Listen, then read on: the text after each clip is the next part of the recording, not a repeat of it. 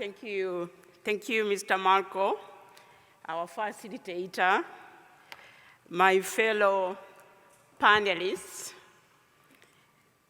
distinguished leaders here present, dear participants, ladies and gentlemen, good morning. Bona dia, salamu alaikum, habari ya asubuhi. Mr. Marco, let me start by what diplomats know best. To thank and thank and thank again. I wish to express our sincere appreciation to the community of Sant'Egidio for the invitation to participate in this August gathering. I congratulate you for organizing this in-person conference despite the existing global health challenges brought about by COVID-19 pandemic. What a change.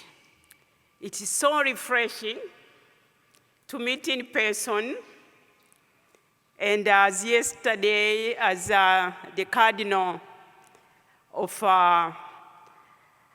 Canterbury said, it's been a long time that we get to see each other from the waist down. We have been in Zoom meetings, we have been in bunkers. This is only to show the convening power of the community of Sant'Egidio. We are addressing this important theme, caring for our common home. Let me say, first of all, I was struck by the theme of this year's forum. I've been attending a number of conferences organized by the community of Sant'Egidio.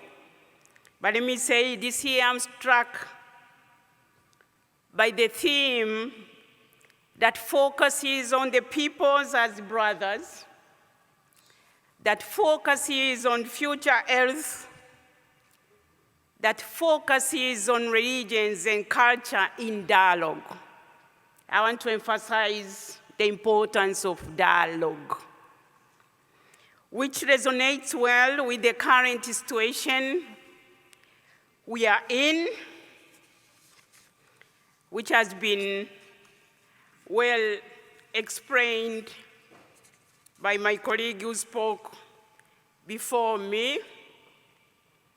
We will all agree that the world is complex with a number of global challenges, including the drastic climate change with the debilitating consequences.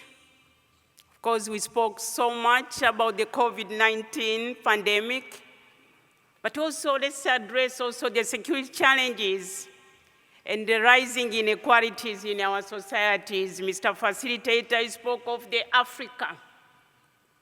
This is where we see the vivid demonstration of when you talk of these inequalities. You talk of the inequalities in terms of the access to the vaccines. You talk of the inequalities in terms of the burden that we shoulder, that the countries, especially in Africa, that contribute least to the global warming, they bear the severest consequences. And as we head to Glasgow for COP26, the message is loud and clear. that we have shared but differentiated responsibility in terms of mitigation, in terms of adaptation.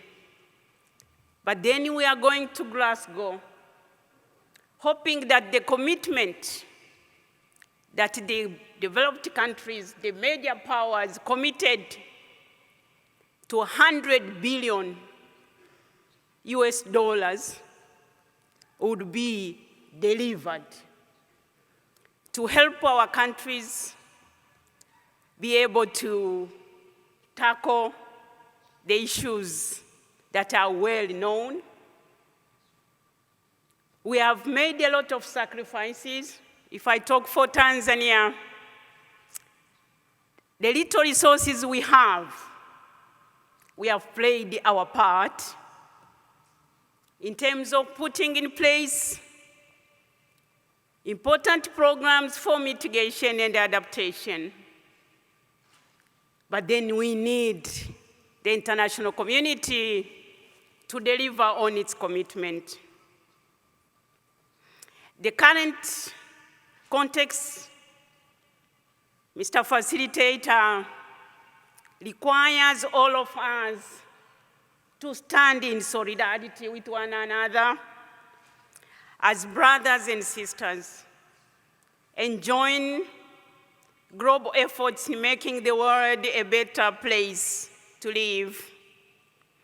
Yesterday, our religious leaders spoke of the need for togetherness, spoke of our interdependence, but spoke of our vulnerability. No one, and this has been shown by COVID-19 pandemic, that no one is immune from the consequences of this pandemic. No one is immune from the consequences of climate change. Small, big, most powerful nations alike. I thank you for an opportunity to come together and speak on care for our common home. It is inevitable truth that a home is characterized by love, by comfort and harmony. This is telling that our common home that we call Earth, Mother Earth, needs to be preserved to ensure that we also prepare a conducive and harmonious environment for the coming generations. The quest for development has made us consume the existing natural resources ruthlessly.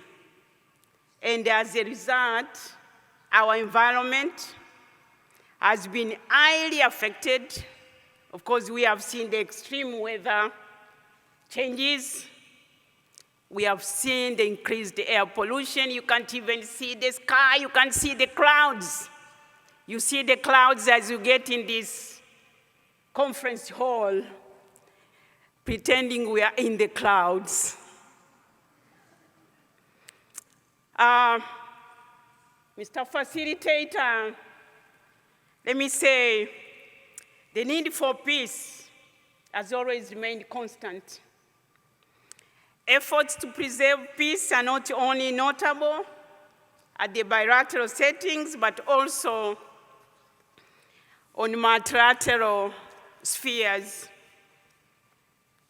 The previous speaker spoke of the harsh words and the call made by the Secretary General as he was addressing the 76th UN General Assembly, calling almost all of us to order. Let me say the United Republic of Tanzania, which I represent today, has always been a beacon for peace and a strong supporter for peace. We are humbled to be one of the countries that have been invited here to share with you our experiences. We have worked to preserve peace in Eastern and Southern Africa, in the Great Lakes region and beyond. We have sacrificed a lot throughout the world for peacekeeping. We are one of the major contributors to peacekeeping operations around the world, small as we are. As we convene today, Mr. Facilitator, to discuss on the prospects for our common home and the preservation of our future planet, let me say, we can only say we remain indebted. We remain indebted to the young community by ensuring that we provide them with a safe home to sustain their future endeavors. I understand in one of the forums the youth are here gathering. I wish they would be with us to hear the commitment we want to make to the young generations. We continue to make this our agenda, to reduce the inequalities and encourage socio-economic growth. We continue to urge all countries to tirelessly implement the Sustainable Development Goals so that no one is left behind. I'm happy we have among us Mr. Jeffrey Sachs, who has been promoting the Sustainable Development Goals, and I would be interested to hear where are we in meeting these goals. Mr. Facilitator, I would like to end by saying that when we talk of our common home, we need to incorporate the components of peace through perception of truth, through perception of justice, encouraging dialogue and respect for dignity, enhancing security, and advocating for proper society and upbringing so that we are able to cultivate these positive fruits. Let me end by echoing the words of Pope Francis and Cardinal Matteo. Allow me to quote the Pope when he said, "Let us pray for peace and let us bring it about starting in our own homes." I therefore encourage all of us to complement the efforts of the community of Sant'Egidio by making our agenda to maintain peace, harmony, brotherhood, and culture of tolerance among one another, which will in turn culminate in the peaceful world, our common home. I thank you for your attention. Asanteni sana. As you say in Portuguese, muito obrigado. Thank you so much.